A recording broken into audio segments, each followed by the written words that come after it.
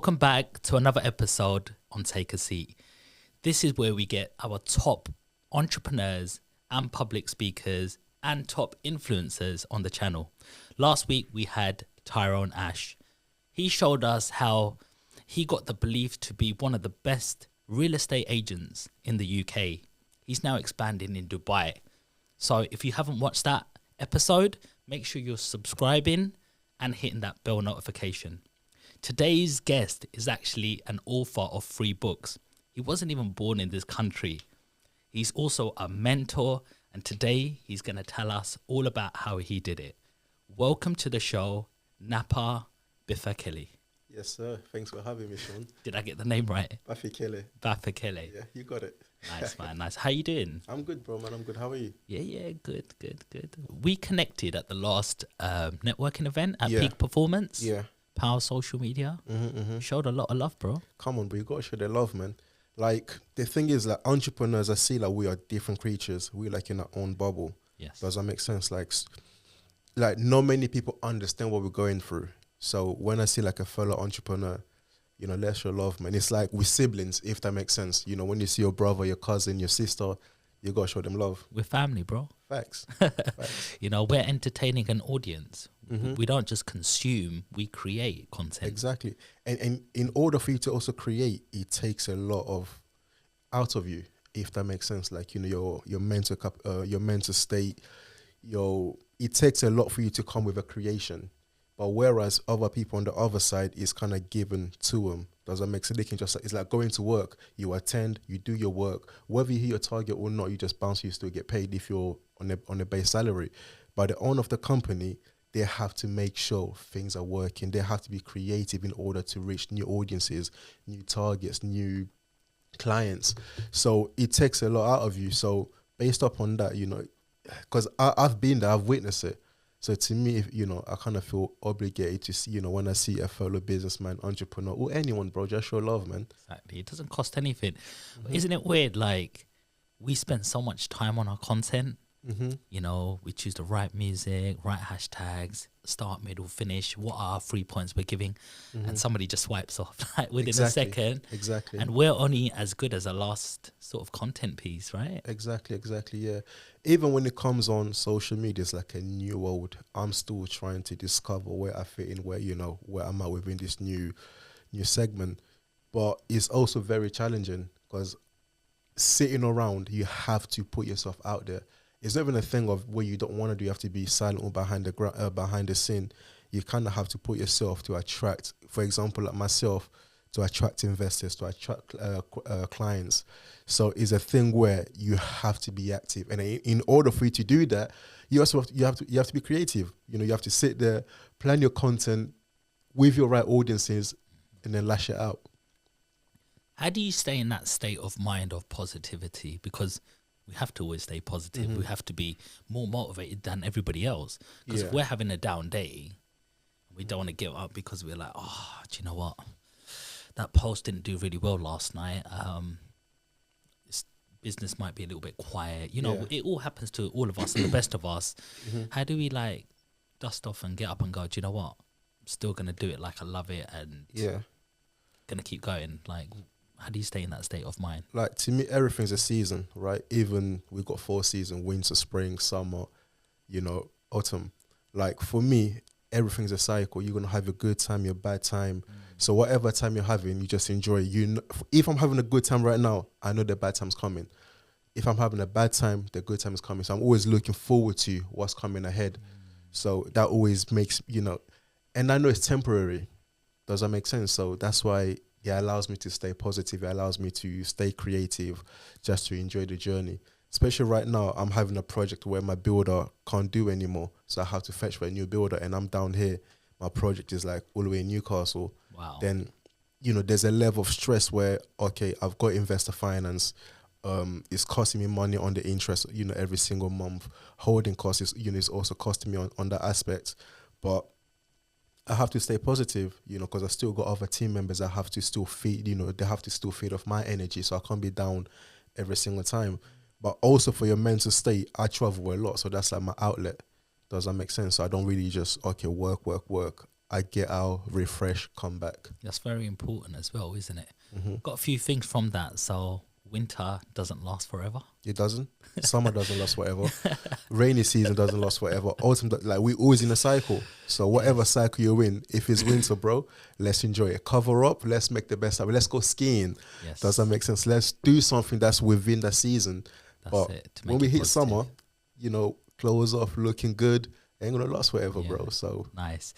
And the other thing is you shared just an experience that you're doing a project in Newcastle and it might not be going quite to plan like you hoped it is, but you're sharing that and you're making us feel that it's okay like when things don't go so well, because 100%. sometimes we get anxiety when you're like, look how successful this guy is, or look how well they're doing, but deep under the surface you don't know exactly how they're doing really.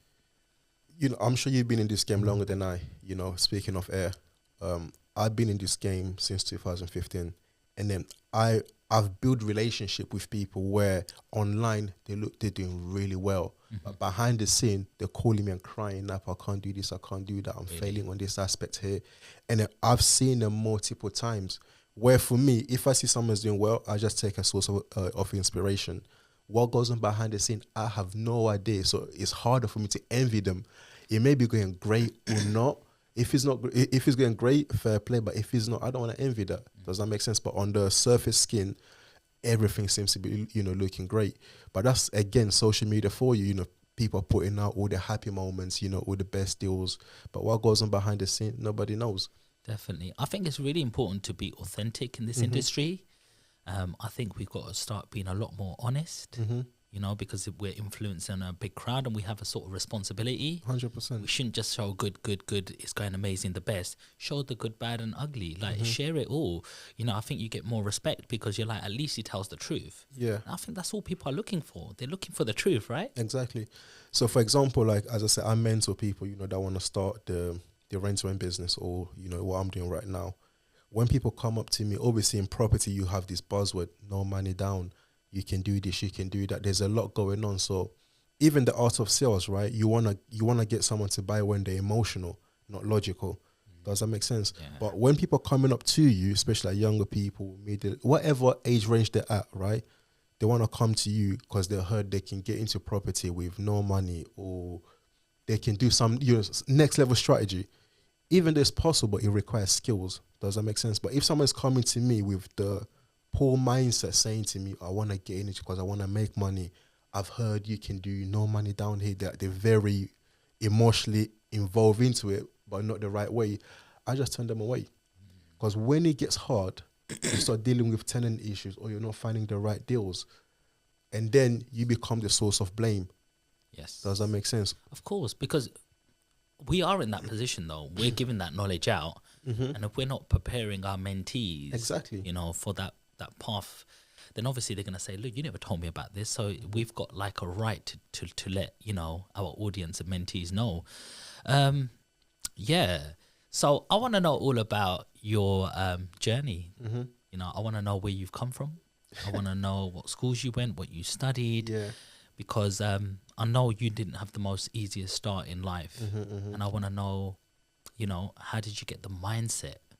Yeah. 'Cause that's what we're after. We're like, sometimes we're not all dealt the best cards. Yeah, but people like yourself have made it in life. Yeah. Or making it in life, shall I say. You know, you're on the right path. As long as you're waking up every morning and you're feeling successful and you're feeling like, I've got something to focus on today. Yeah. I'm smiling today because I know where I'm going. How did you get in that sort of state of mind? So where did the journey start, Napa? So I was born in Congo. There's two Congos. Let me be very precise. Okay, I didn't know that. Yeah, there's two. You got Republic of Congo, you got Democratic Republic of Congo. Is it in the same location? They're divided by a river. I think it's Okay. like by proximity. They're like the closest two capital cities like in the world. Right, I okay. think you can literally see one from the other side. It's in Africa, is that Yeah, right? yeah, Africa, yeah. Central Africa. Central Africa. Yeah, I okay. think we're now like the second largest country in Africa. Okay. It's quite a big economy then. There is, but obviously, you know, there's always mismanagement Right. on higher powers. So, you know, the economy is pretty terrible. You know, people are suffering with jobs. That's why you get people like my dad migrating to other places like here for a better life. Does that make sense? Is it developed? No. We're not developed at So all. what does that mean? Like, do they have skyscrapers? Is it like central London, or are we going to a third world country now? We're going third world, bro. There's Okay. no skyscrapers. What opportunities are out there? You know what? I haven't been there since since I've been here. So for me to say, I'll just be speculating. So I have no idea the type of opportunities. But obviously, in any third world or poor developed countries, there's always opportunities to bring some sort of development, and then that also allows you to kind of become entrepreneur and make money. But So not everybody makes it out of their third world country. How did your dad make that happen? so with my dad, I think he went to South Africa first. Okay. He went there, he studied, he worked, and then he came here to the UK. Then once coming here, then my mom came a year after me and my brother came. Okay. Nice. And yeah, so there's 4 of yous. Mum, dad, you and your brother. And my little sister, And yeah, your she was little born here. Okay. Yeah. Nice. You got me thinking there. Yeah. So what did your dad do once he got here? I don't know. I know he went to school, but the thing about also most African household, there's not really a sense of great relationship with fathers. Okay. So I don't know what the mindset is or the thought process, but there's a level of distance creating between you and your child. Is that to create respect? I believe so. Yeah, I believe so. Yeah. So because even there's a saying, I'm your parent, I'm your friend. Does that make sense? So that togetherness or cohesion, you rarely get it, from experience. Would you do the same with your child in the future?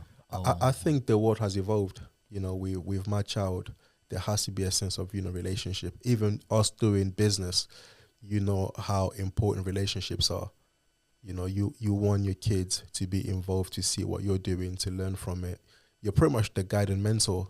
But if you have that distance, they end up sourcing it elsewhere. That's why most end up falling into gangs, other activities. Yeah. And some of them, if they're lucky, the focus, they can, follow the right path. But as a parent, I think, you should be there to guide to a certain age. Definitely. Do you know what? I have to share like my relationship with my father as well. My father is my father. He can be my best friend. He's my mentor. He's my business partner, I could even say. A silent one. But yeah, the relationship, like I used to go to the shop, spend time with him in the shop. He used to teach me business, and that's when he was sort of the respect barrier came in there. You listen to me, you stock the shelves up, you listen to the conversations. Then he's my dad when we're at home. We're eating dinner together, and then we can go out when we go to parties and function. And then he's just like, yeah, this my boy, he's doing this, and then I'm like, whoa, you're really relaxed. But he balanced it really well. He had very different faces, but it was always the fact that when I used to go to Dad, should we go and play a game of pool or something, he always knew Sean wants to speak to me.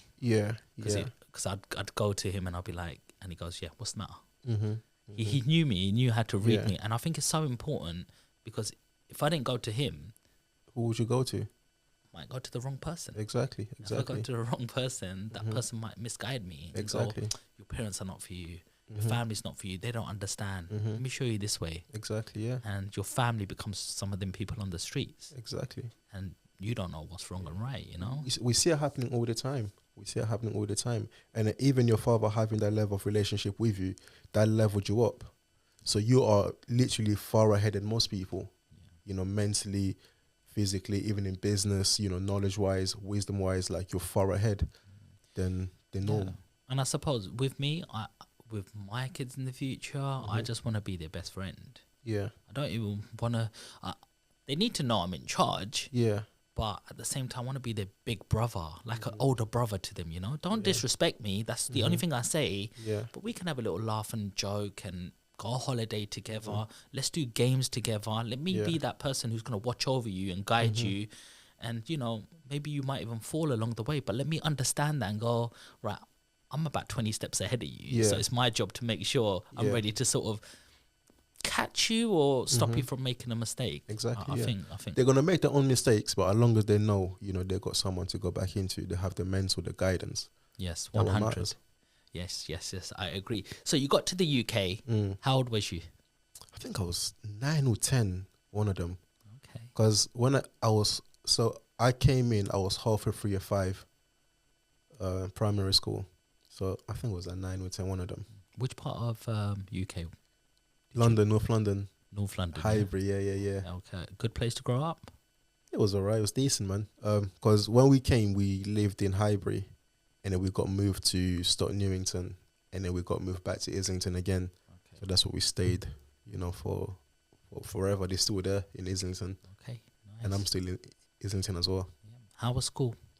School was good. Could you speak English? No. But the thing is, with school, because when I came in, because I could speak French then, so I kind of came in as like the French guy, Okay. The vavavoom type of kid. The one with the swag. Yeah, I didn't really have this swag, but obviously, most kids was fascinated. Different kid from Africa speaks French. Then you get asked tons of questions like, how do you say this in French? How's Africa like? Etc. Plus, I was also playing football. That kind of, bro. When I was active, I was fit, I was flexible. I could do the split when I was at 10. I could jump higher. Then for them, it was like, raw. Who's this guy? You know what I'm trying to say? But developing through that, it was decent. I had my support system at school, helping with English, etc. But the barriers or experiencing different type of things, that was like in secondary school. Does that make sense? From then on, you went to secondary school, it was good. Then you start feeling you starting to acknowledge that you are different to people. Because now there's different groups, there's different sets. You've got Turks, you've got white, you've got Asians, you've got blacks. And then I've got mocked a lot for having an accent. Does that make sense? So that kind of played with your self-esteem a bit, where you want to speak, but you just don't want to put yourself in a position where people will laugh at you. You feel you're being judged. Yeah, the way you speak, yeah. And then also if you say you're African, where you kind of need. Then it was cool to be Jamaican, but I think now it has switched where people are more cooler to be Africans. So even it was funny where I have some Congolese friends, they can bust out, a Jamaican accent like they're from Jamaica. You know what I'm trying to say? But then it was cool to be Jamaicans. It was a thing. Africa wasn't really a thing. Having an African accent, I don't think I had a thick, because we if you see my accent to maybe Nigerian, it's different. Because I'm from a French-speaking country, so most of my words are kind of French sounding.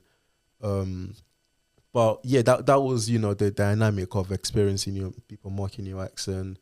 Yeah. And how did you deal with that sort of level of racism? What I felt, it's starting to, divide and conquer, where most Africans starting to kind of unite together. Does that make sense? And then with that, it kind of urged the aggression side of you. Does that make sense? Because, you'll be sitting around, school, secondary school highs, like, there'll be girls around, and then one of the kids just mocking you just because, the way you speak. In some way, rough me the wrong way, where I get aggressive, want to fight them. But as you start, growing along school, then again, it also comes in the position where you are in the social dynamic of school. Are you known? Are you popular? Are you liked? Yeah. So I was one of them kids. I was known, maybe through football. I had a presence. People liked me. I had good relationship with people, so that kind of diffused that type of situation.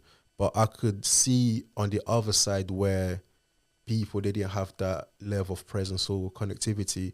They had it the worst. And then from my side as well, to kind of get their attention away from me, I'll start mocking them as well. Does that make sense? So I'll mock you one of mine because I'm trying to divert their attention away from me. So then growing up, I'm like, nah, I can't be doing that. We have to unite and protect each other. Yeah, I sense like there's a lot of communities out there that don't really big each other up or help each other. I notice in my community, there's a certain type of my community that will back me, but the same sort of background as me, Indian, there's not a lot of support out there. They look at you and they were just like, that's your dad's money. Yeah. Oh, another scammer on here. And you read their name and you're like, that's one of my people. Yeah. Do you ever get 100%. You're with the same community. I'm here to try and help inspire people and sharing sort of the nuggets and information that's not there out there right now, you know. Yeah. And all you can do is just try to tear my tree down. Yeah, it's a funny one, you know, because I think every community experiences that, you know, even my own, where rumors I've heard about me, which are so funny, you know, people said I'm an estate agent. Some people say I'm a builder, you know. You know, one of my guys was like, so he came to see one of my projects, right? So he went back in London, met with a couple guys that, you know, we're familiar with. And then he was like, oh yeah, I went to see Napa's project. You know what, my man's really doing his thing. Like, you know, he proper buys his houses. Like, you know, everyone respects him. He has a team, all of that. And then the other was like, bro, stop chatting shit. Like, like what Congolese you know in this country has a mortgage? Like, he can't buy them houses, bro. He's a builder. Look at his body, bro. Do you think that's gym fam? That's him carrying bricks. I'm like, raw. You know what I mean? That's the way the outsiders kind of perceive, you know, who I am, what I do. People ask me, how do you react to it? What can you do? That's their thought process, you know. That's their thought process. To me, it's funny, you know. I love it. It's just funny when someone says, oh yeah, you're a builder, you're a letting agent, you're a estate agent, or you're this, you're that. Like, to me, it's funny. It's weird, like, because people think with their own thought processes, won't they? Mm-hmm. Not Napa's sort of thought process. Yeah. We have a growth mindset, which means we are always looking at the next thing and we don't let anything defy us. Yeah. When we see failure, we go, that's growth. Like, we're not going to do that again. We're going to keep trying. And some people just have a fixed mindset. Yeah. They just go, well, I can't do it, so he shouldn't be able to do it. Exactly. So let me tear his tree down as fast as possible. Yeah. I think it's called cognitive dissonance, you know. Now you're dropping big words. Bro, I just found out last week. Yeah. I'm very interested about psychology and the way the mind works, because the end result of having, you know, millions of pounds property portfolio, that's the end result. That's reaching the top of your mountain of having properties, and now you keep going. But what I'm interested in, where's the start? Where did the seed get planted? How? Because these are the things that will spark on a new business and a new deposit and a new house and a portfolio of houses, and creating companies and creating a presence, gaining attention, which is the new money. So that's what we're trying to get into, the mindset, you know, because that's what we need to sort of, anybody who wants growth in life, that's what they got to focus on. They got to focus on, how do I change my mindset in terms of, if he can do it, he can do it, he can do it, and he can do it. How do I be the fifth person in that room that can do it? And it all just starts today, just with one step. You know, you've got to be taking steps, right? 100%. You also got, again, you know, is what you're exposed to, you know, your environment, you know, stuff like that. But then again, when people say you're the product of your own environment, I kind of don't really believe in that. Does that make sense? Because you are your one self. You are responsible for you. So you can't really dictate your environment or where you're from. But fair enough, some people they're only exposed to, you know, to what they're exposed to. But I also believe you have to take some level of responsibility to say, you know what, I need to do this. I need to change my life. Take some initiative. Exactly. Like, if you see, for example, like most Congolese that I know, it's pretty structured. You come in this country, you get on benefit. Either if you're female or no, you get pregnant, you get by the council, you get a council house, you chill, and you just, for the rest of here, you just get your benefits. And then if, you know, you're kind of creating some way or form, you get into like fraud activities, etc. But that growth mindset, you know what, let me invest, you know, or us Congolese also, we love to dress, you know, like the sappers, let me spend money on buying clothing. But material items where you're impressing people that has nothing to do with you. Does that make sense? So I could have easily fall into that, say, you know what, I'm going to look good, I'm going to get into the council ladder and then chill there and just, you know, claim my benefits, or I'm going to party every single day, every single Friday, Saturday, you know, whatnot, live that structure pattern that has been set by, you know, what I'm seeing, right? So, Napa, what stopped you from wanting that lifestyle of, I'm going to get up the duff, I'm gonna get some benefits, have an easily chilled life. I've made it already. I've made it out of Congo. Yeah. You know, Because to me, right, anything that's given to you, there's a level of control to you. You know, if you're, because to me, let's look at this aspect, right? If you get a council house, right? So now you're thinking about, okay, if you work, they're going to charge you full rent. And then when you do your numbers together, it doesn't really make financial sense to pay full rent and then you have nothing left. What's that going to do to you? You're going to chill. You're going to work minimal hours to obtain the benefits that you're getting. What's that doing to your level of creativity? It's killing it. So you're kind of becoming a slave to them. You can't really rebel against them because they're feeding you, they're protecting you, they're looking after you. How can you go against your own master? Does that make sense? To me, that was like the mindset. So I can't fathom to put myself in that aspect where I'm losing my level of creativity just because they're paying my house. So you lost your control. You lost your control. You're giving away your freedom. You have to go every single Tuesday or Wednesday to sign. You're kind of being dictated. Does that make sense? Like for me, I couldn't fathom to see myself doing that, and then there's no growth into that. Yes. No, it makes sense. So that's why for me, the mindset was that, you know what, I need to be out there. I need to. But even look at this, right? I remember when we moved into, where my family lives now in Angel, that house was 200,000 when they was offering it to my parents to buy in 2002.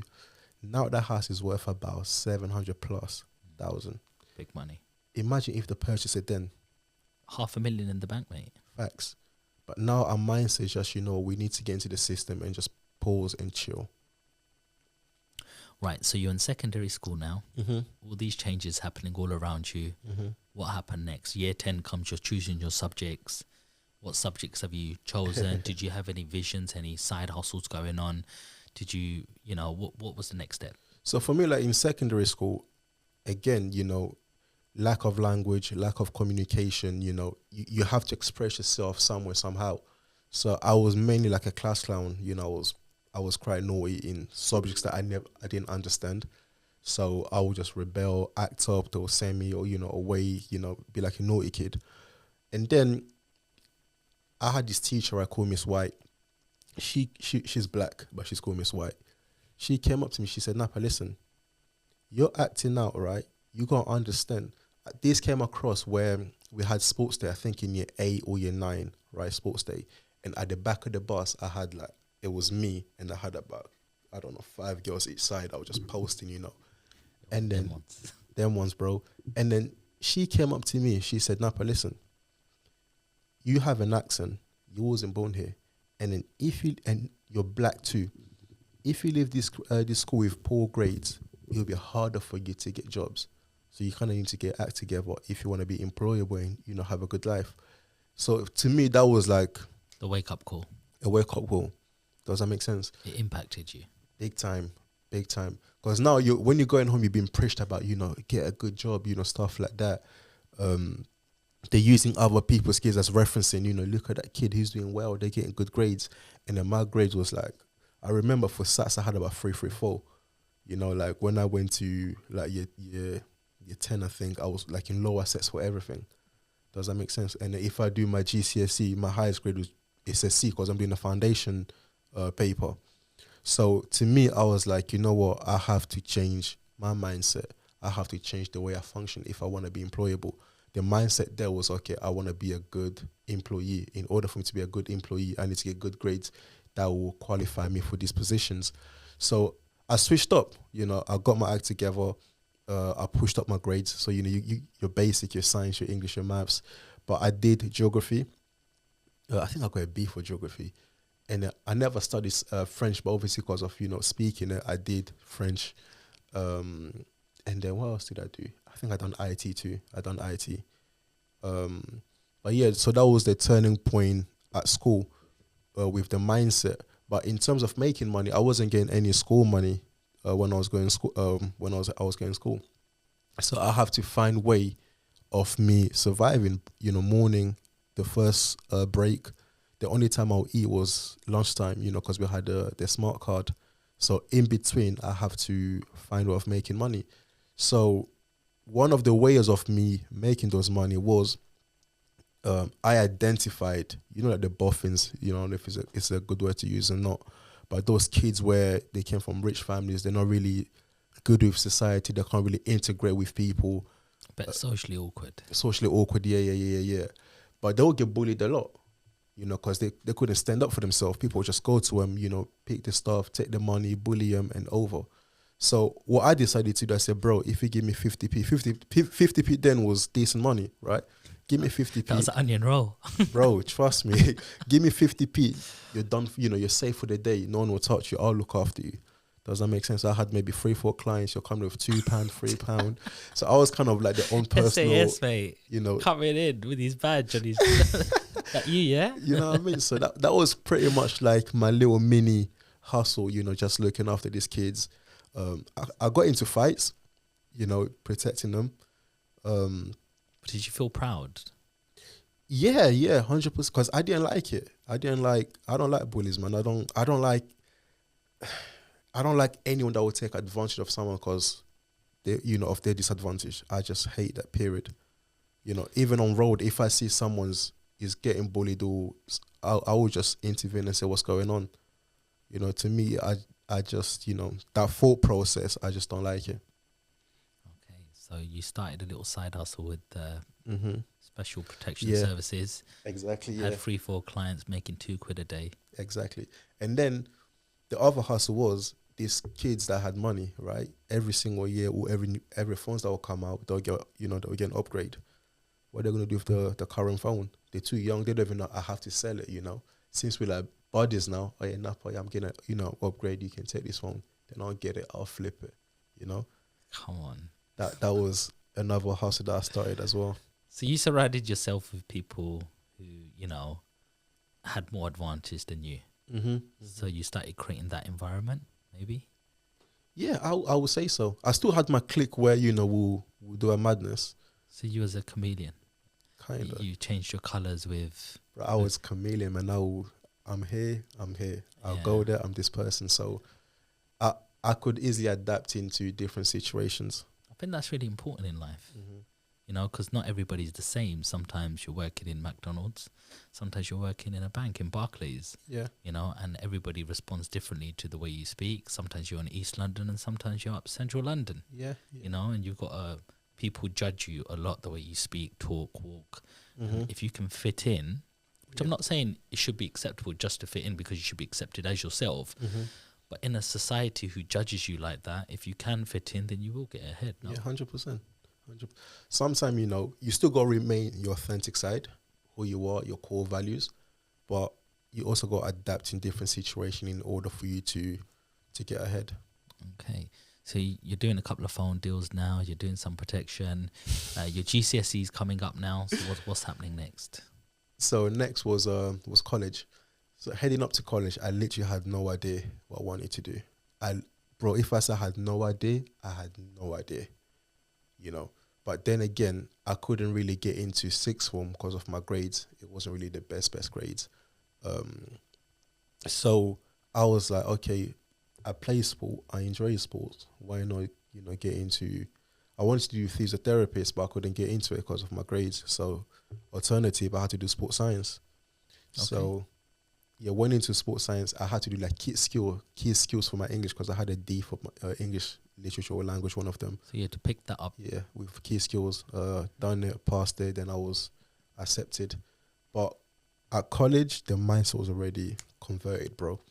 Like from the 19 units that we did, I had 18 distinction and 1 merit, not even a pass. So that's equivalent to 18 A's and 1 B. Did you have more coursework or was it more exam work? It was coursework. Yeah. And did you think you worked better in that environment? Yeah, with coursework, yeah, because I hate questions, but when it came to coursework, again, it allows you to be creative. It allows you to play with, what you need to get. And then when it comes to coursework as well, I say to people, it's like, you kind of need to, as you love psychology also, you need to understand the psychology of the teacher or the question that's been asked and how you can answer it.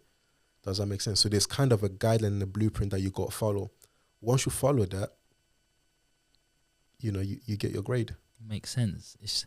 Whenever I see a question, it it should be that sort of thought process, is the examiner or teacher is trying to find out something of your level of understanding. Exactly. So for you to show that you've understood it, you need to just explain it. Once you can explain it to yourself or somebody next to you, then you've answered the question. Sometimes we just freeze up and get all this anxiety. I don't know how to answer this. What does it mean? We need to just stay still a little bit, no? Just understand exactly what they want me to do. So college went great, right? If we fast forward to uni. What uni did you I went to Bedfordshire. Okay, Bedford. Okay. In Bedford campus. Okay, MK42. Was it joint with Luton or? It's the same uni but just different campuses. So you got Luton. I think you've got one in MK as well. But I was in the Bedford campus. Okay, nice. I know Bedford really well. My sister lives there. Oh yeah. Yes. Yeah, I lived there throughout my uni years. Okay. Yeah. Cool. So when I got to uni, again, I'm just moving with the flow of what I'm enjoying. Still not knowing what I want to do. Still not knowing if I'm studying is the right course. What course did you choose at uni? Again, sports science. Sports science. I'm just continuing. Did you move out? Yeah. Okay. So with uni, I didn't know what I wanted to do again. So okay, I done sports science. I enjoyed it. I might as well carry it on. But career goal or ambition at the end term, I had no vision. So that was my anxiety started kicking. It's like, okay, I'm just moving without direction, but I'm just moving. I'm just keeping the momentum going. So went to uni again to save cost because my cousin lived in Bedford. So I was like, bro, let me live with you, etc. So I lived with him. So that way I saved on paying rent, but obviously a small, contribution of gas, electricity, maybe food. But the biggest outlet where people suffered the most was rent, right? So I didn't have to pay that. So that saved me a lot on money. Smart move. So I lived with him for the 3 years.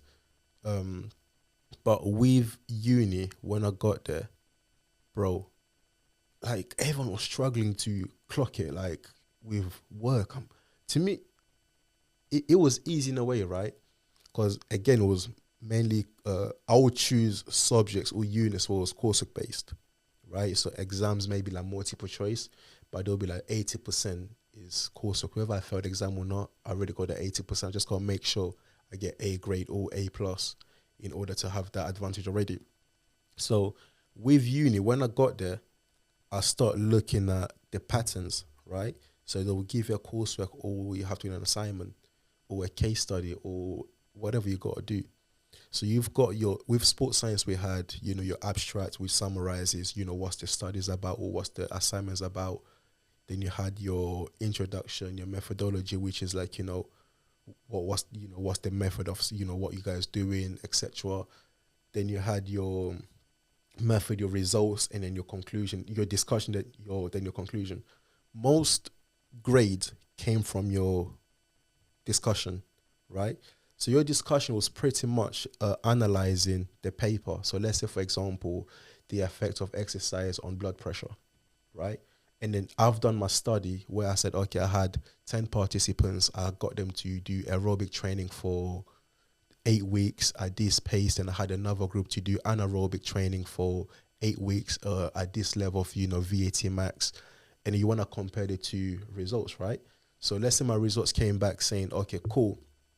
Your aerobic had a significant increase on blood pressure or reduction on blood pressure, right? So my discussion, I can discuss about why that happened, why it was good. But the most grades comes in, you finding studies that will support your data and studies that will also contradict your data, and you also are giving your own thought process why you think yours was the best. Maybe it could be, shown study, they only used 2 participants.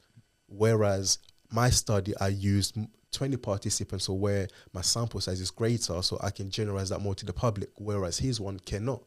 You see what I mean? Even though you had a better grade, but your participant level was minuscule, was like tiny, you can't grow that. Or another study that had only males, but whereas I have male and females.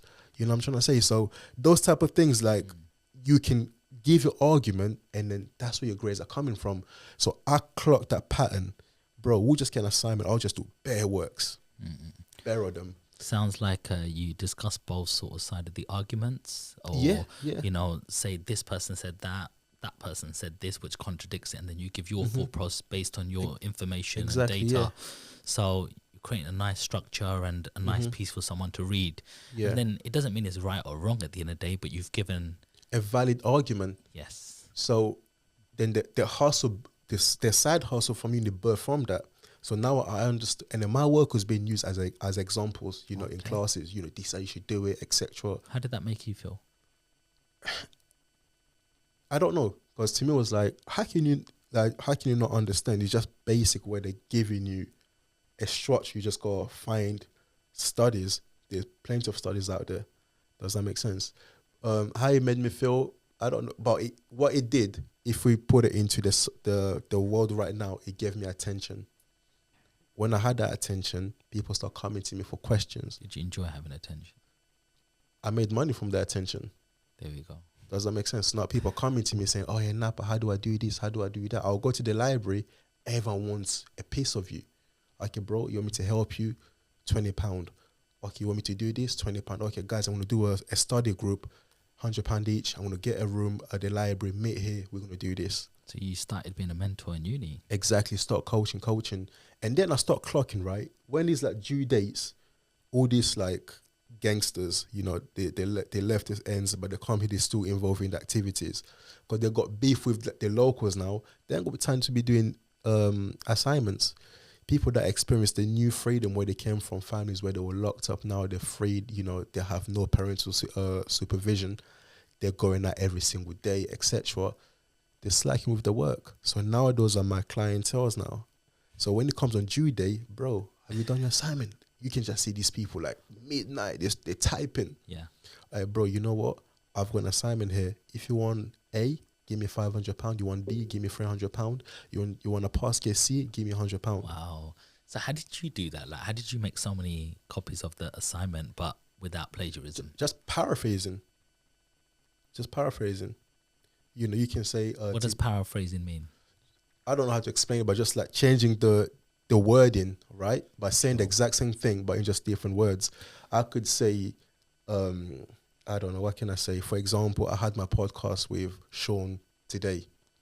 On the 25th of January, I went to meet a guy called Sean and we done a podcast. Okay, just phrasing it slightly differently. Exactly. But saying the same thing. Saying the exact same thing, but just in a different format. I'm going to throw something in here. So have you heard of Chat GPT? Yeah, I heard of it. Yeah. That's going nuts, What's your thoughts on it, bro? Bro, like... People are getting their coursework done via AI and getting top marks for it. Exactly. And there's also another one where that can paraphrase the Chat GPT, whatever it's called.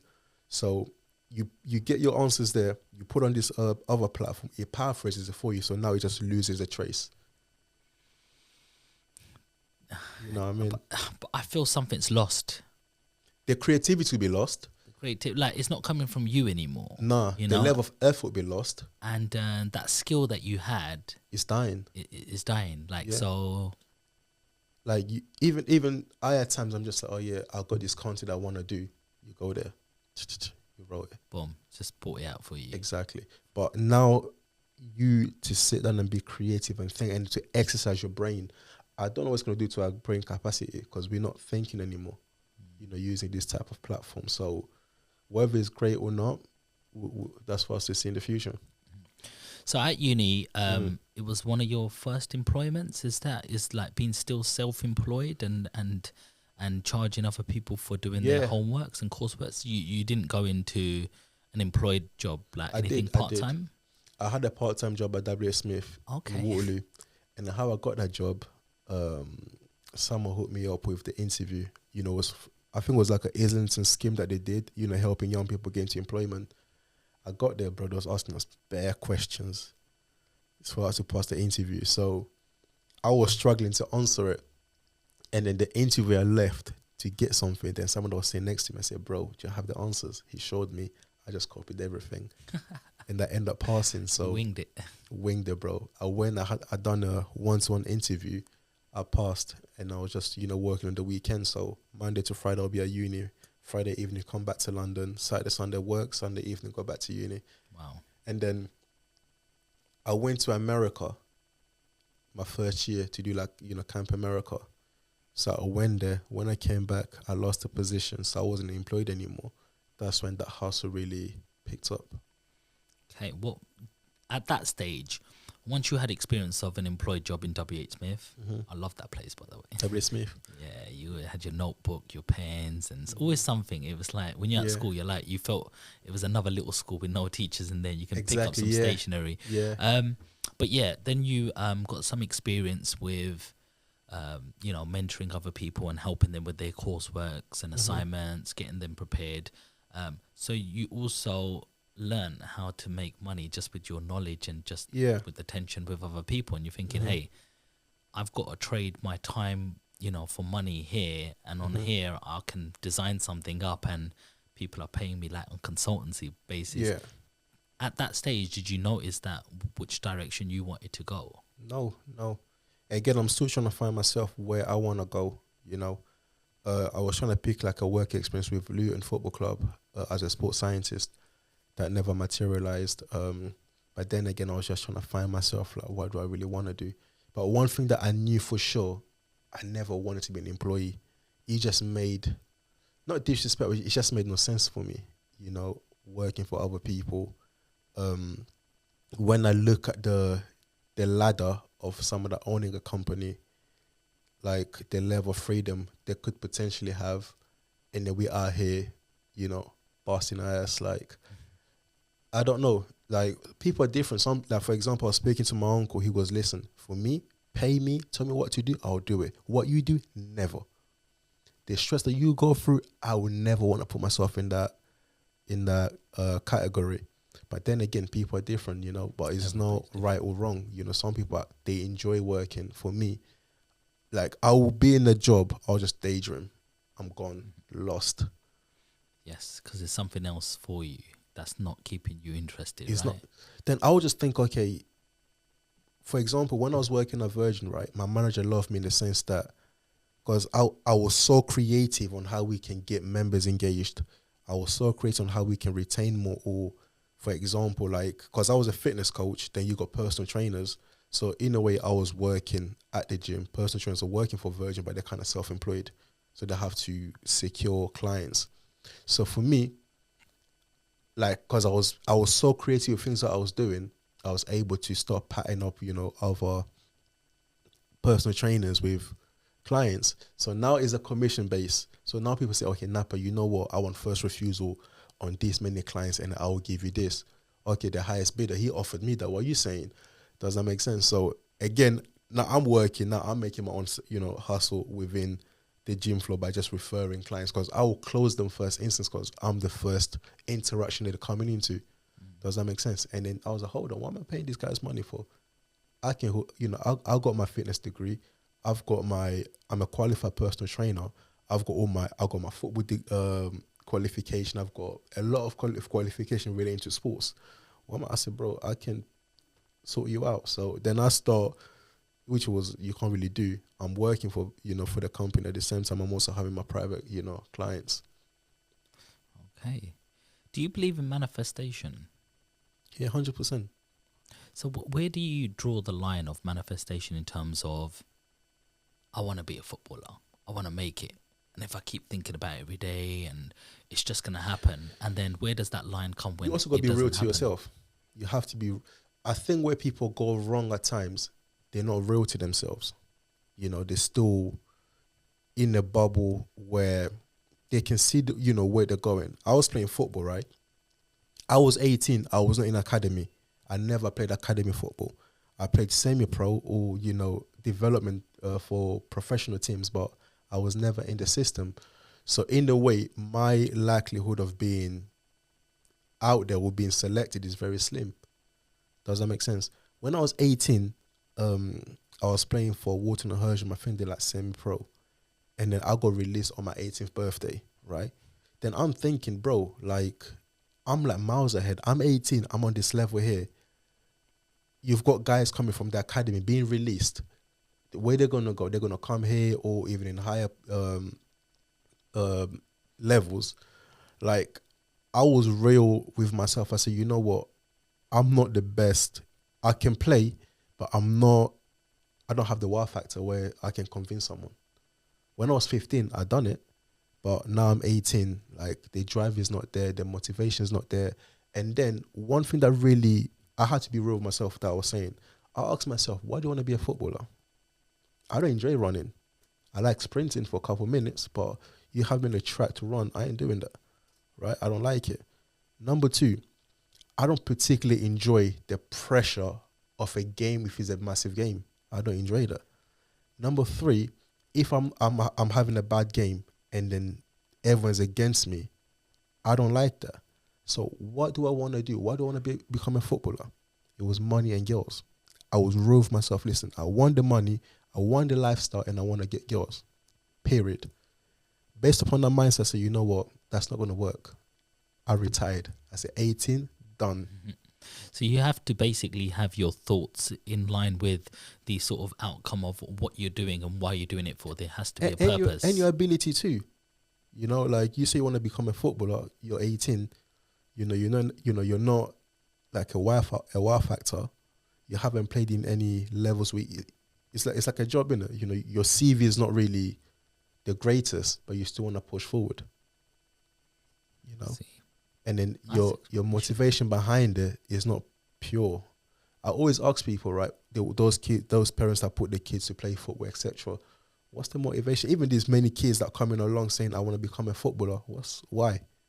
If they wasn't paying what they're paying right now, would that still be the motivation? It would be something. Very good question. Very good question to ask. Because now people are extrinsically motivated with these type of things. But if it's not, like, you need to be, it has to come within. I hear you. I like that one. I really do. That was a nice one. So you leave university. What's the direction now? Where are you going? You mentioned you worked for Virgin. So I left uni, and then my pops was like, "Okay, yeah, you know what? Now you're done with uni, you have to do masters. After masters, you have to do PhD." Wow. I said, "Bro, that ain't gonna happen." You know what I mean? We had a little debate. I said, "Listen, man, I'll do the masters, and that is it. I'm not gonna do PhD. After doing my masters, I want to do what I want to do in life." So I spent 1 more year doing my masters. Keep parents happy. Yeah, that was pretty much like just for the pride and ego. How old are you, by the way? 31. 31. Okay, still young. So, all right. So that was maybe 10 years ago, 9 years ago. Yeah, I believe so. Yeah. Okay. I just turned 31 last month. Right. Okay. Right. So we want to hear about it, man. It's still fresh for you. Trust me, man. To me, I'm 36, nearly 37, so it's like getting to that. You're peaking. The second decade period. I was like, uni, 2004 now. You know what I'm saying? Yeah. I'm becoming the older, the unks. Come on now. So you done your masters. What was you still working through your masters? Yeah, because I had to fund my own masters. Right. So I was working full time and studying full time. Are you in debt, like in terms of that stage? No. For university? Maybe like student debt, but no, I haven't took any debt to pay for my own education now because I was working full time, so I was just paying it on an installment basis. Amazing. Okay, so you're working in Virgin. I was a Virgin at the time. Yeah. Tell us more. Like, what direction was you heading? Like, was your main focus just get the masters done or earn money on the side? So it was still. Because I was still at uni, right? So I was still doing work for people. Like, bro, I can tell you there's a ton of people that graduate uni. If it wasn't for me, I don't think they'll graduated. You know, and then the crazy thing as well, there was a software called SPSS. It was more like statistics, you know, for datas. I start having like business students coming to me now to teach them how to use it, how to do the assignments, how to do the marketing. I'm like, right, I never study your course. Does that make sense? So. But I was still, doing that, helping people, doing works. At the same time as well, I was still studying full time and working full time, pretty much at Virgin. But I was blessed because my manager worked with me with my working schedule. Does that make sense? Because I needed the hours to finance my education. So when I graduated, I never went to the ceremony. I never know. I know I passed because I was informed, but what grade I got, I wasn't interested. I just sent the certificate to my parents. They were upset because they wanted to do like a massive celebration, like filming it. All of that. I was like, bro, wow, it's already gone. Wow. So I kind of feel guilty in a sense because I took that away from them because, it means something, for them, you know what, my son finished masters, they can talk about, brag about. There's no evidence beside the certificate. I think sometimes family put a lot of emphasis on education and in terms of these ceremonies, when really the real sort of success in life is when you actually make it in life, when you're a real earner. Bro, it's all about the money, man. It's all about the money and being content with yourself. So how many people you know went to uni, they're not doing anything? Or how many people went to uni, now they're doing like some dead-ass job? A lot of, when I graduated in 2007, the recession pretty much happened. So a lot of people had a gap year, as they do, because they need a rest now. With me, I was straight into a banking job. Yeah. Then they came back, and then the financial crash happened in 2008. So 3 more years went past, and they were just still working in their little side hustle jobs. By that stage, I was proving that I was the best in the company, and they were promoted me 3 times. You know, just that mindset of, I want to work hard, I want to become something. I have more energy when I'm younger. I've got more drive when I'm younger. I'm more flexible in terms of family. There's nothing holding me down. Exactly. Now is the time to work, not time to chill and have a gap year and stuff. Don't get me wrong, I've been to over 45 countries, bro. Yeah. But there's no harm in taking a Friday off work and then doing your Saturday, Sunday, getting cheap Ryanair tickets, £20 return, being smart with your money. It can all happen. You've got to plan and be smart around it. Yeah. That's why me and my mom, you know, beef a lot. They say, you work too much, you work too hard. I'm like, bro, I'm young, you know, while I've got the energy, let me do it. Let me build, you know, because they'll get to a stage where this energy won't be here. Absolutely, bro. You know, when I was 15, you can play like 3 games in one day. But now, bro, 45 minutes, bro. You're feeling like, it.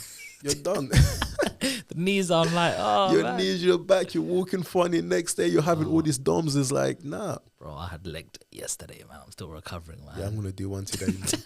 Yesterday, I done shoulders and arms. So today's leg day. And I've got MMA, you know. Austin's playing today, so it depends, man. So I might, after here, go train MMA, then watch the game. You got it all planned out. Bro, the lunges are the worst. I don't even do lunges, bro. The walking lunges I did yesterday always rips my glutes. Bro, I'll just squat, leg press, cause I think I'm quite proportion, but I'm trying to work on my calves more. Bro. Thank you, man. Shape. Cause I can get big easily. I think I condition my body pretty well. With diet or by pushing more? I fast a lot, even since this is the first week that I'm having. You know, I fast a lot. Do you believe in that? Because I'm starting to do that in terms of I try not to intermittent fasting. Yeah, I try to stop eating about 3-4 o'clock in the afternoon. I do feel hungry, but I have a couple of liters of water. And then in the morning, I'm like a hungry lion. I need to eat in the morning. Like the morning, if I don't eat, I feel lightheaded. But I really want food in the morning, like some chicken mince, you know, in a wrap. I can do 2 of them. Then I'm ready to have a meeting, go on train after that a couple of hours later. Just have a little top up after training because I don't feel that. I feel I burn more before and it fuels my training. And then when I have that resting, fasting period, because I competed in 2019 on stage for men's physique as well. But it's very hard to work out my body. It feels like the insulin levels go up in my body.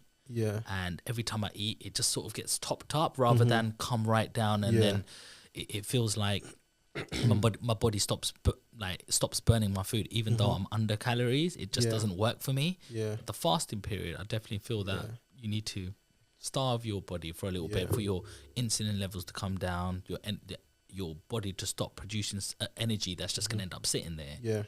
What's your thoughts? Like for me, like I've been doing it since I was 15, bro.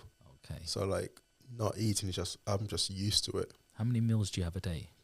1 meal. 1 meal a day, yeah. Okay, and what does that look like? Bro, I'm Congolese, so anything Congolese. With my meal, I'm not like structure has to be carbs. This, bro. What's on the menu? I'll have. Because I know I'm expending a lot than I'm intaking, you know, but sometimes I'm very cautious on the type of fats I'm also taking in. So if it's like saturated or unsaturated, because I know I can break down saturated and, you know, the saturated ones. So that's the only things that I'm pretty cautious about. But when it comes at carbs, you know, protein, you know, I'm pretty flexible because I know I burn a lot throughout the day. And the type of exercise that I do, I'm still expending energy, you know. I think that's the important thing you said, like, you know your body, like everybody's body's different, It's right? different, yeah. I've had so many coaches and so many UK BFF pro champion Mm-hmm. in Europe, and everyone has a different plan, and it's like, even though they can be the best themselves, Yeah, you know, you try so many different diet plans, and sometimes they can't understand why it doesn't work on you. yeah. We've got to realize that Body type's different. nobody knows your body better than yourself. You know when you feel bloated. Yeah, You know when you're feeling, you know, more lethargic after eating certain foods. yeah, You know, and we should just test it on ourselves. You know, exactly. some yeah. people switch off. They go, I don't know how to do it. Have you tried? You know? Exactly, yeah. Try a couple of different diets. Try a high carb diet. Take away carbs and sugars and see what that does to your body. Yeah. Then reintroduce a little bit. You know, everything I think is just a formula, and you've just got to find the right thing yourself. You said it. Everything in life, there's a formula to it. So once you when I was talking about work, the word I was liking to say was formula. So once you know the formula of anything, you don't have to be the smartest. You just got to understand the formula. Yes. You just got to understand the formula. You don't have to be the smartest or the savviest guy on earth. Long as you know the formula of how things works, you got it. You clock the game. So you've done your masters now. Mm. You're working in the gym. Mm-hmm. What spurred the direction into property? How did you stumble onto that, or was there something that happened before the property thing? Or So with property, even with working, so on days off, I'll watch a lot of Homes Under the Hammer. You know, I love that show. I'll watch it like anytime that I can get, I'll watch it. I'm also going to be featured on 2 episodes as well, which I'm pretty happy about. congratulations! Appreciate, man. Thought I'd seen you somewhere. Huh? I thought I saw you somewhere. I haven't. It hasn't been launched yet because we're still filming. We're still filming. So I was watching that a lot. At the same time, I'm like, I need to do something for myself. I have start a business. Then I start thinking of business ideas that I can come up with. I gave myself a challenge to write like a bit, an idea a day for the next 30 days. I was just thinking. And then I went into, so I'm kind of done with the fitness world, Then I was like, I picked this industry. So the only way out for me is either if I go into the office, at the gym, either as a general manager, service manager, or some level of management. But if anything within the gym floor, I'm done.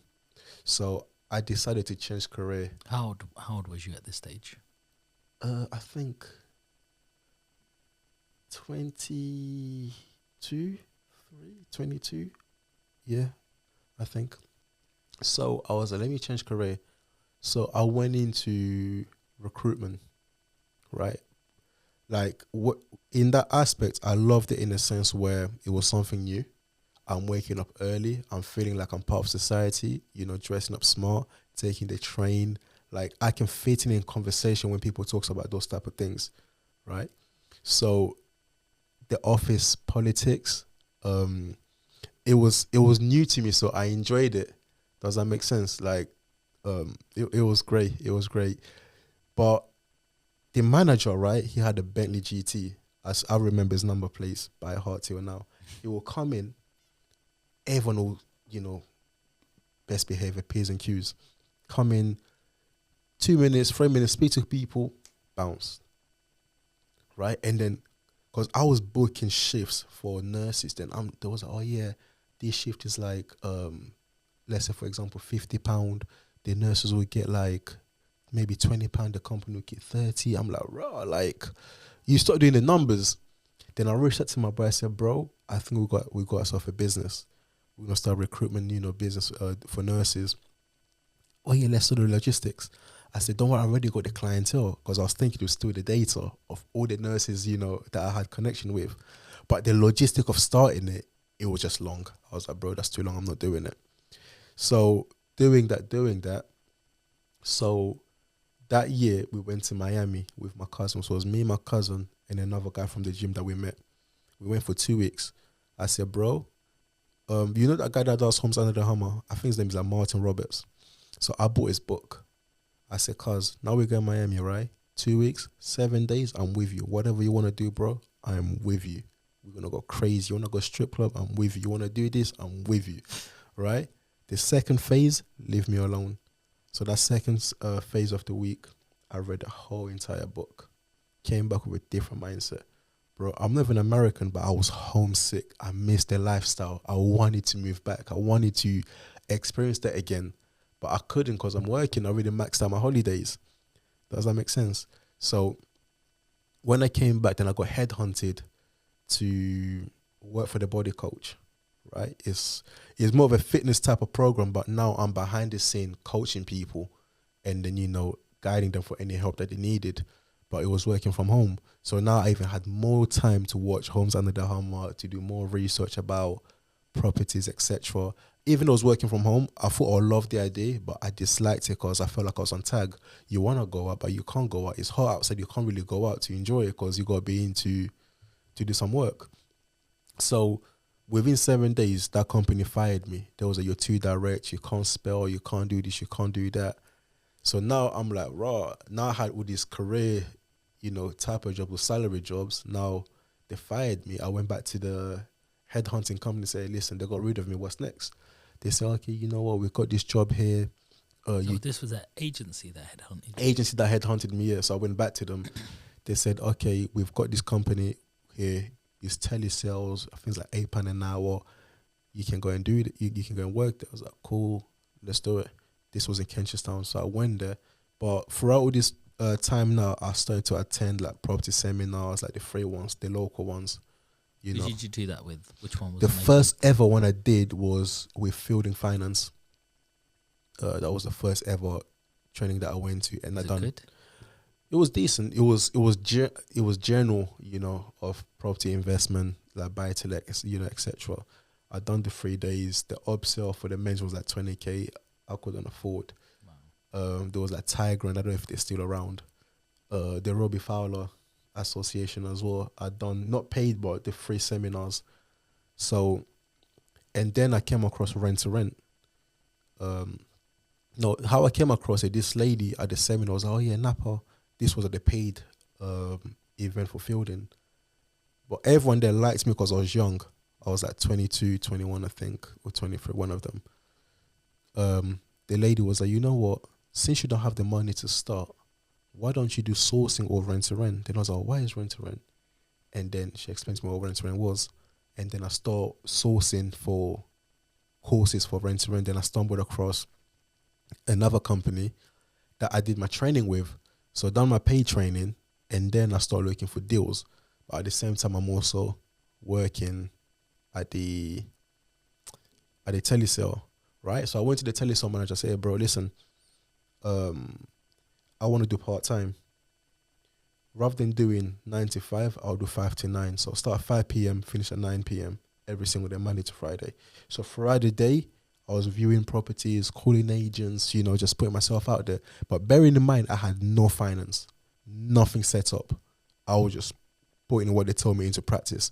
This is why it's also crucial to have a mentor. You can go to a training course, learn, then what's next? They can give you the steps, but bro, 3 days compact into one, or you do a 3-day course, that's a lot of information to take in. So when you go to the real world, stuff is not really how you've been taught. Things can be said different, or you may hear something different, or there's a different questions. How do you tackle it? Things are different in a book, and in reality it's something totally different. It's totally different. The practicality is different. So I stopped viewing properties, nothing happening. I was just out there moving frivolously, doing stuff, nothing happening. And then one time, there was an altercation in my house. And then on a Thursday, Friday morning, I'm waking up. No, it was Friday morning, yeah. I was going to a viewing in Brixton, right? I remember this clearly, bro. I had my blue shirt. So it was a blue shirt. This how I used to go viewings. Blue shirt, black belt, black trousers, and shoes, right? It was tight, so I was like going viewing. So I woke up in the morning, I had an eviction letter from my dad. You've got until Saturday to leave the house. Everyone has been informed. Your mom is informed. So my mom had a copy. Islington Council had a copy. You got to go. Then why? I can't really get into the details of what happened, right? But when I got there, it hit me because now I'm thinking I want to start this business here. I'm working part time, so I'm barely getting by. £8 an hour. You do the maths, you're doing 4 hours shift, 5 times. What's that a week? You're not really clearing a lot. How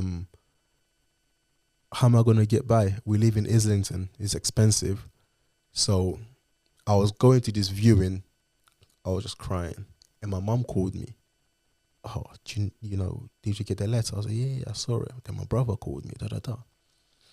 And then my brother was like, I'm not happy what Dad said. I said, okay, what did he say? He said, you will never be successful in life. You're no longer his son. Remove his surname, so you're no longer Bafikele. Remove his DNA. He puked you. From now on, he only got 2 kids. I and the little sister. You're non-existent. So that's curses, right? So from where we're from, an elder or someone cursing you is real. So you can just imagine the psychology or the mindset that I was in, right? Then I'm thinking, bro, if I'm not going to be successful, what's the point of being alive? Then I start having these questions, I start having these questions. So I went home. All my pictures in the house was turned down.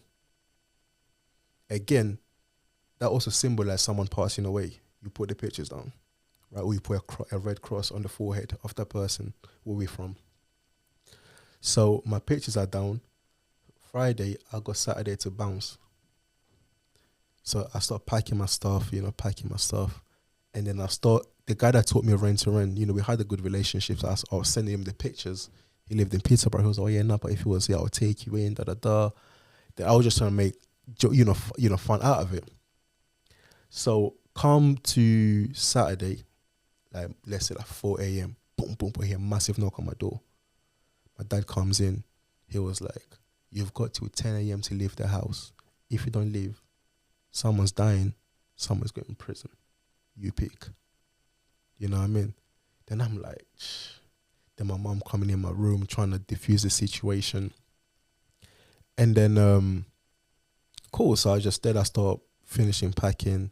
So my mom reached out to his friends, trying to diffuse the situation, people that he could potentially listen to. Nah, I made my mind. I already said this. Like, he's gone. Like, no longer my kid. Cool. Picked my stuff, put it in my car. 10 a.m. before, bounced. Monday. So this is Saturday, right? Sunday, Monday, gone to work. Empty, bro.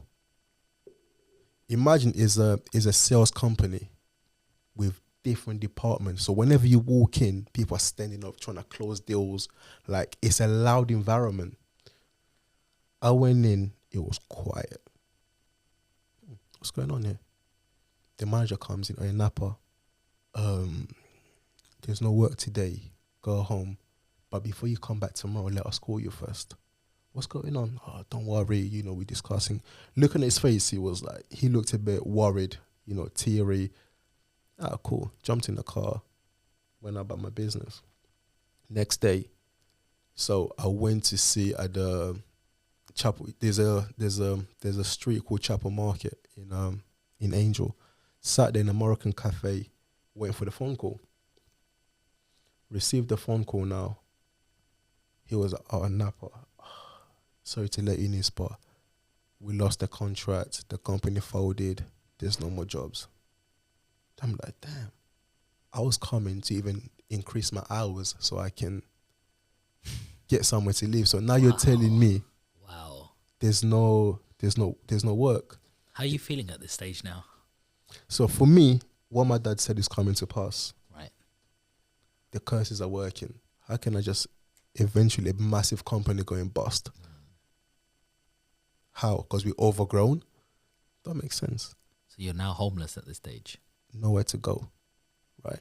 And then I didn't want to feel a burden of going to people's houses or friends. Sometimes I'll strategically move it. Like, I'll go to a friend's house, like, let's say 10 p.m., chill for like midnight. Oh yeah, I'm going to go home. Bro, just chill, man, it's late. I'll crash. So. How long was you homeless for? can't even remember. So I think this happened maybe like a good 4 or 5 months. Really? That long? Yeah. So you were just sleeping in your car? Sleep in my car, occasionally like sofa surf here and there, you know. So when that happened, Did you get into any depression through that stage? let me tell you how I got there. I don't know if I go into depression, right? So when that happened, so now there's nowhere to go, right? My mom's worried, like it was pretty much a destabilization to the family. So I went in, but because I didn't see no way out. I literally saw no way out. Like, and then when you speak to friends, oh yeah, this is what my dad said. Oh, bro, like shit, this stuff like this happens. Have you seen Nollywood? Like, then you'll keep getting programming. You know what? I'm not gonna be successful. I'm not gonna amount to anything. I'm not worthy. All of that.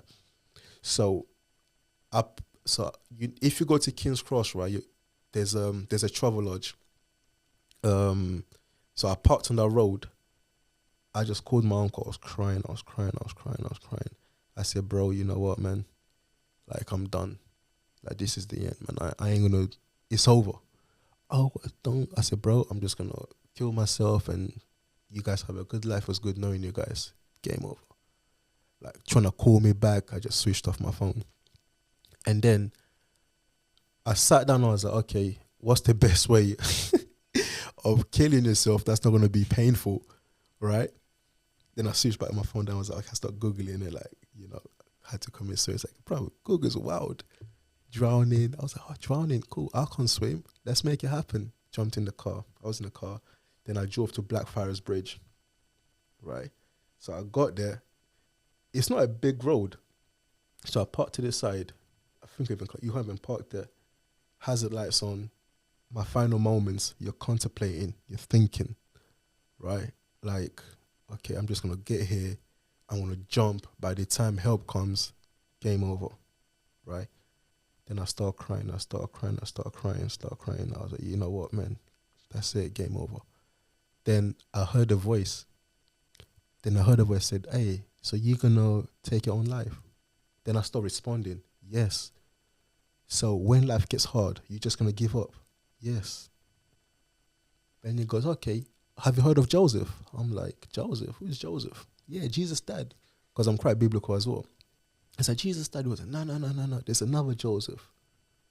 Then randomly, I just went into YouTube. I put Joseph.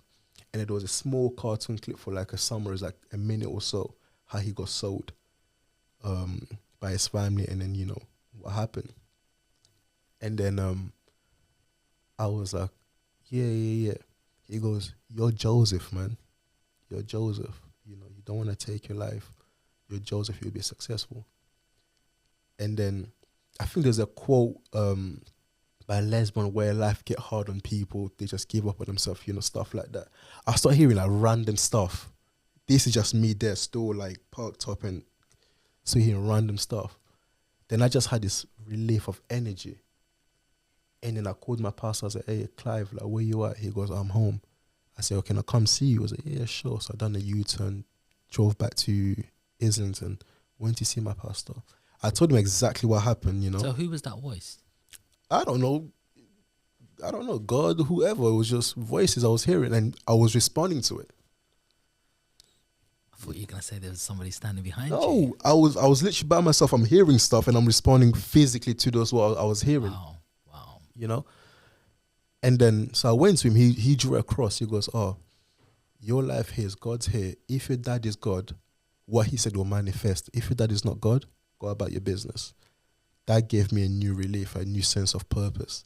Because to me, I was thinking, when God cursed Cain for killing his brother Abel, he just wandered the world until he passed.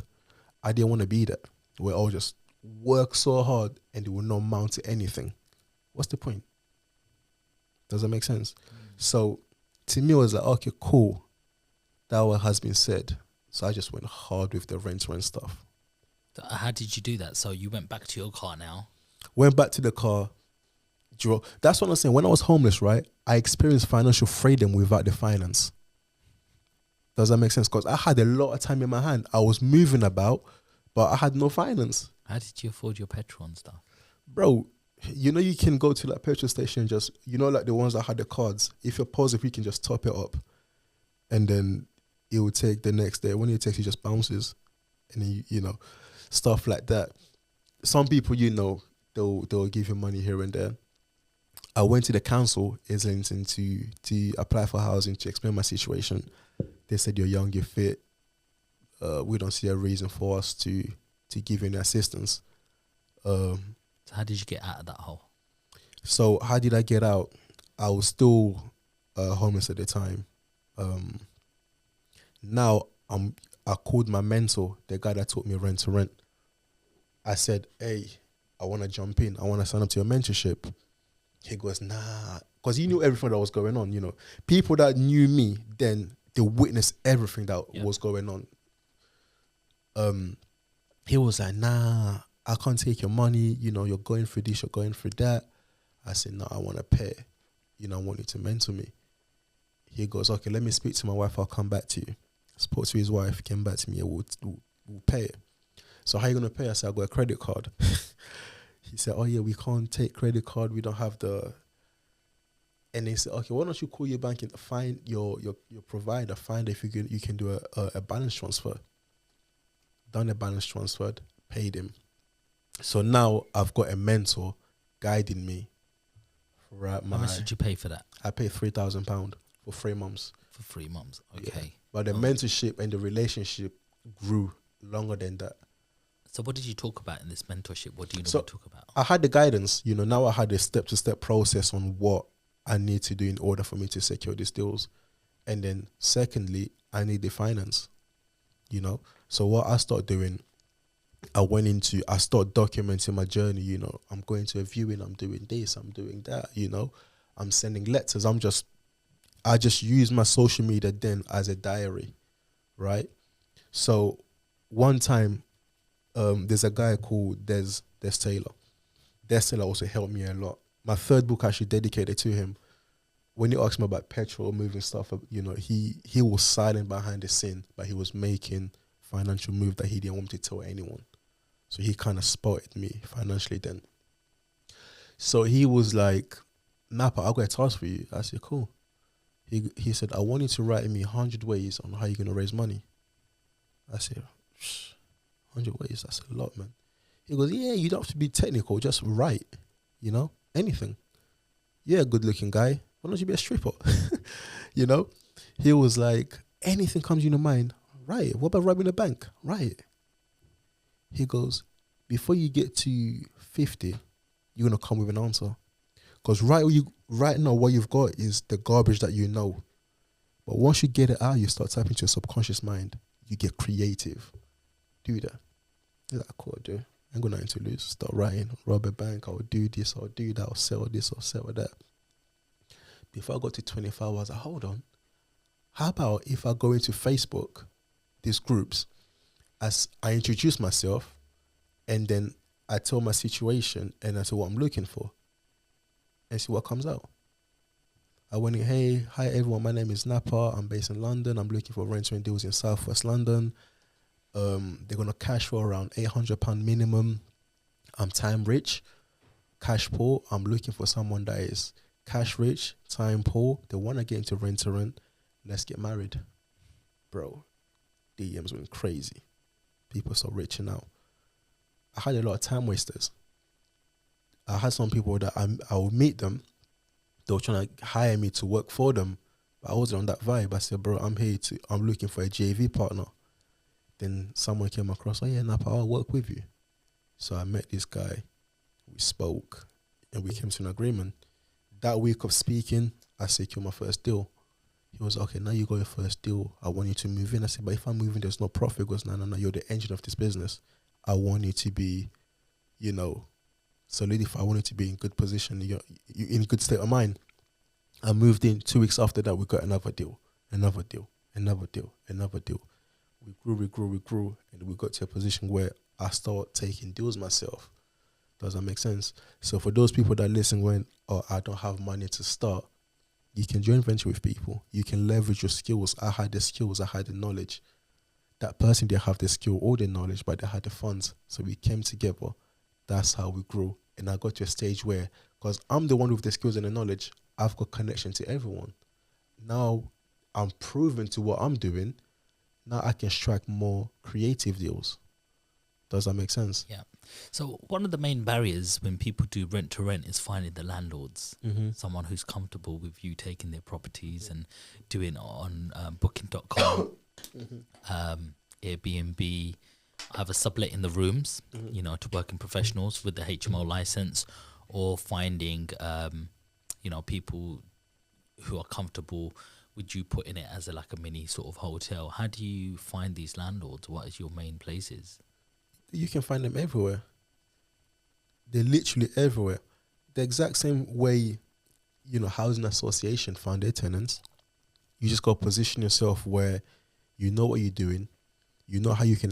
The issue comes across is people are too scripted and people don't have the know-how to explain exactly what they're doing. It's great. There's a lot of free content or education out that people can take in, right? But if you're going to speak into a landlord saying, "Oh, I'm doing rent to rent," what is rent to rent to them? The word already sounds, "Oh, so you're going to rent it back out." That is subletting, without you actually explaining the model, how it works. Does that make sense? You first got to understand, okay, this is my business model. Our business model is to provide this, and this is how we can help the landlord and what's in there for them. Does that make sense? So once they know, at the end of the day, when you're doing business, bro, it's about, okay, great, but what's in there for me?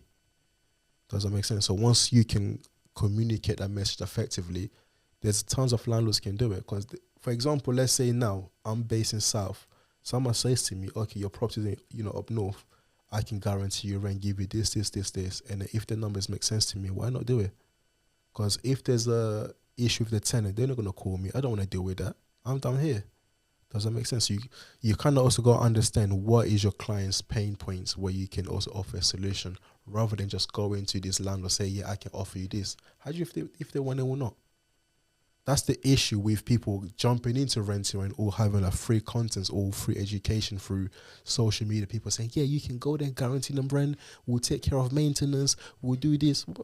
How about if he doesn't want that? They may want something different. So you as a businessman or as a renter and operator, is your objective to always find out what is your client's pain points, right? You just solve the problem. You just solve. For example, I had this lady, we took 6 properties in Manchester off her. She had a management agent. So whatever we're providing to her, it didn't really make sense. But fact of the matter was, she was going for a terrible divorce. She didn't want this. You still need to kind of authorize your, okay, we got a leak here. This is the quotes. You still kind of have to be active to kind of, even you have a management agent, you still got, but she was like, Napa, I don't want to do with those managements. They're not giving me a good service. I just want someone that will take this off me, pay me rent so I can forget this and deal with my life, my situations. I'm stressed out. This is what's going on. Like, we understood, okay, what do you want from us, and what we can offer it, if yes or no. I want this. Okay, cool. Because you want this, we can offer this, and we want to rent it to be this. Are you happy? It took like a couple of weeks to negotiate. Yeah, I'm happy. Boom. But for example, how did you find that client? Agents. Even like you can still market direct to landlord. For example, like I was speaking to one of my mentee, was doing a letter campaign. People will say, oh yeah, this is the thing, right? I pay attention to what goes on to the market, like properties. When people say, oh yeah, letters are, washed out, don't do letters, we're not getting no results. Now people not doing letters. Let's do letters. Oh yeah, best way to get landlords is Facebook ads. Cool, we're not going to pay attention to that because now it's saturated with the same message. Now they're doing Facebook ads. What can we do? Let's find something different. Does that make sense? You just watch the masses and do the opposite. 100%. So that's pretty much what I like to do, and then we just get by. Okay, so you've started doing rent to rent sort of deals. Very good cash flowing business. Yeah, was very good. Yeah, most of your deals are where? Southwest. So that's this area. That's what I'm pretty familiar with coming here. Okay. because it was around, SW15, Roehampton, Parney areas. You've got like pretty much the southwest of London. That's where I kind of did my That's your stuff. patch. That was my patch. Yeah. You think East London? You know where I am at. Yeah. We had one in East London, Okay. in Redbridge. Okay. Not too far from me. Ilford. Oh, yeah, you're East in there. So what are we doing here? This is where the studio's at, man. This is where Jamie. Yeah. We've built a good sort of relationship here. Mm-hmm. You've started producing passive income. Have you put any of that passive income to work in terms of, obviously there needs to be some sort of reinvestment as well into some maintenance? I wouldn't say it was passive.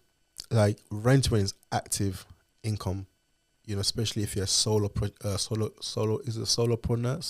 whatever it's called.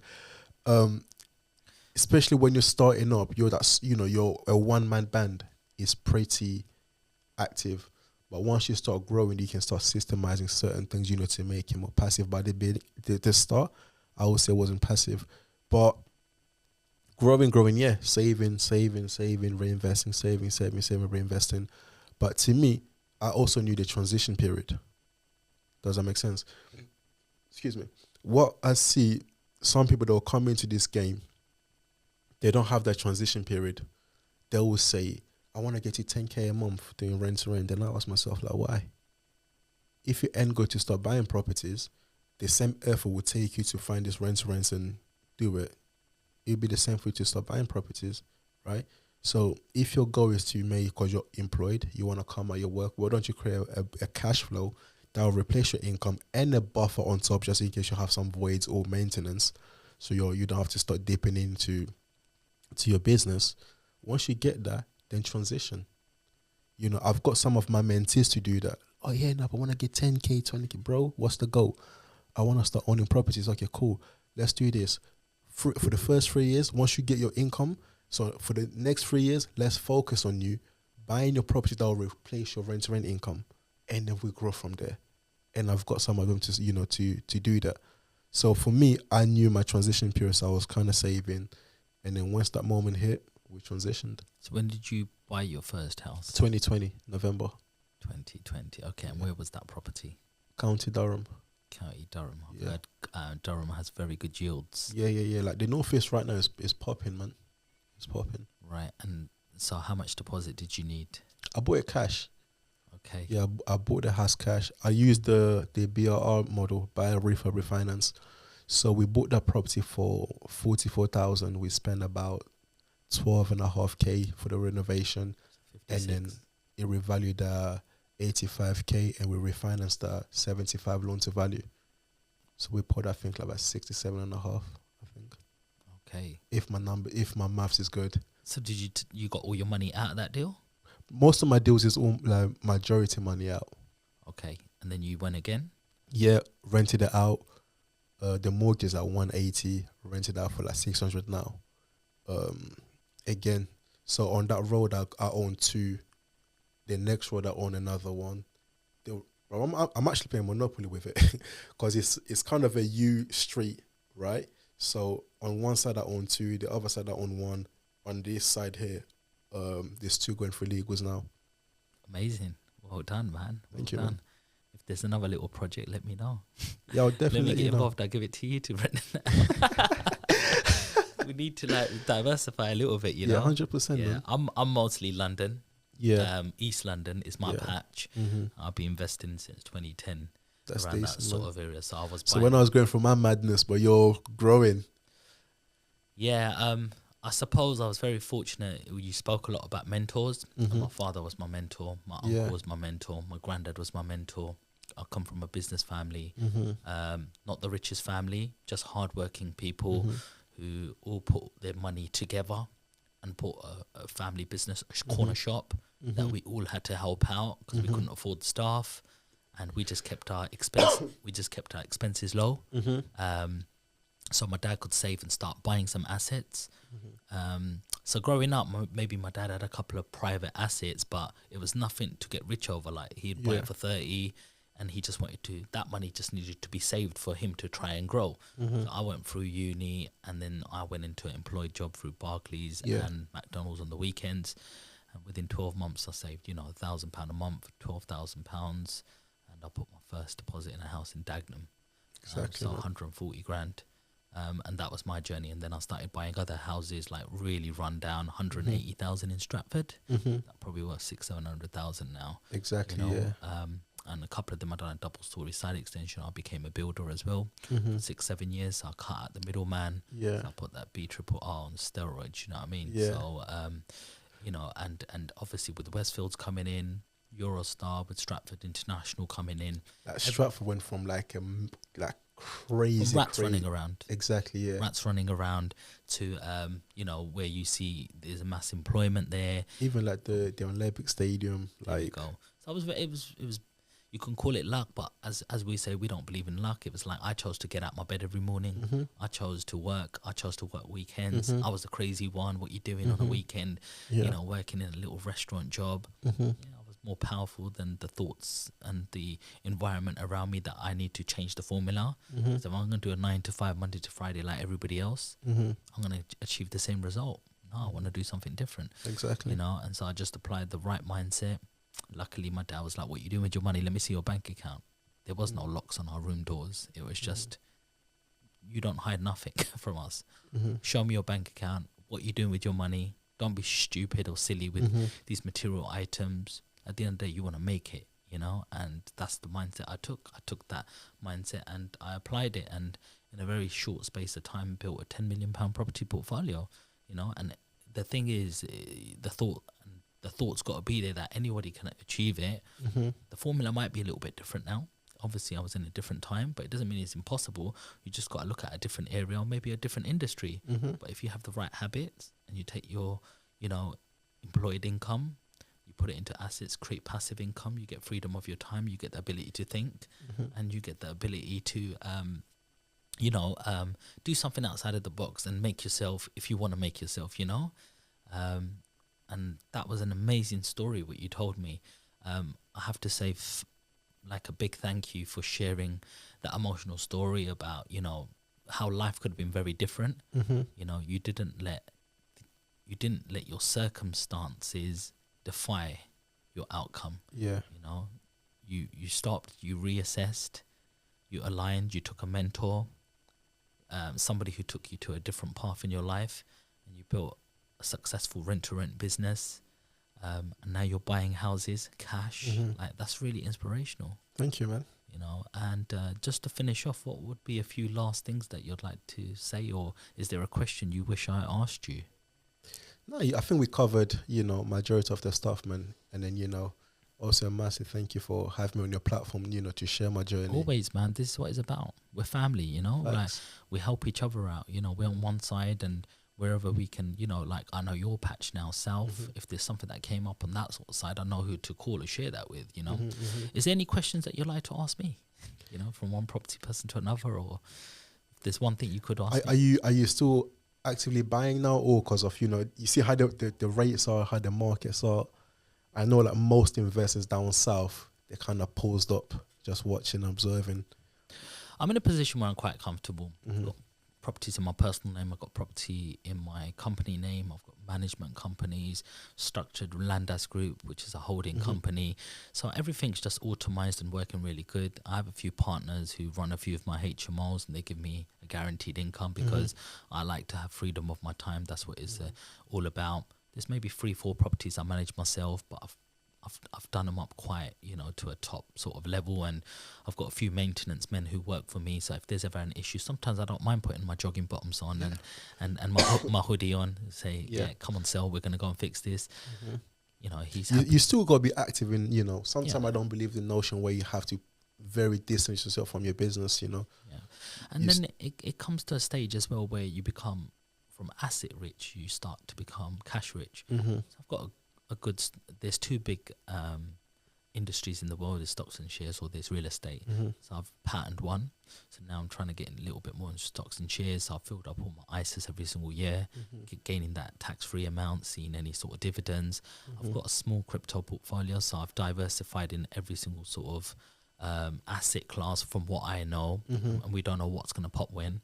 I've got a quite a big cash pot as well, so I'm waiting for them deals. So if anything if anybody's watching right now and saying that, yeah, I've got something that's normally 1.5 mil, but they want $1 million cash, let's make that happen. You know, I got some deals coming up, man. If you want to jump in, so there we go. That's what it's about. So now it's just about making chess moves. You know, I'm not really hungry for money. It's all about making an impact, teaching other people, teaching the next generation. I enjoy going to schools, universities, Leighton Orient Football Club, to sort of tell them, you know, the journey that I've been on, where I used to share dad's clothes, having home haircuts. Today, you know, we're financially free and trying to help and inspire other people, and creating these podcasts and platforms for people to watch, to say, wow, after watching that, this has really inspired me to hear other entrepreneurs.